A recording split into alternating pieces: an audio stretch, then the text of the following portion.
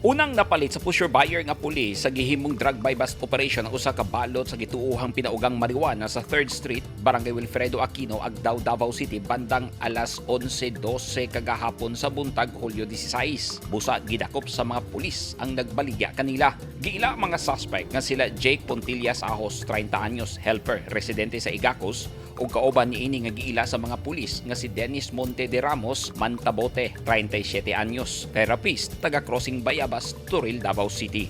Gawas sa napalit, nakakumpiska pagyud ang mga pulis ug laing 12 pa ka mga putos sa gituuhang pinaugang marijuana nga motimbang tanan sa 1.1 kilos nga adunay street value nga 58,500 pesos. Niadtong Sabado, Hulyo 15, nadakpan sab sa kapulisan ang usa ka ayan Ricardo Alcebar, 26 anyos, mekaniko, taga Lubugan, Turiling Syudad. Nadakpan ang suspect sa Purok 7, Barangay Bago Usyero, Tugbok District ning syudad. Nakuha og napalit sa mga pulis gikan sa suspect balor 6,580 pesos sa gituuhang shabu. Nangapriso na karon ang mga suspect nga mag-atubang og kasong paglapas sa Comprehensive Dangerous Drugs Act of 2002.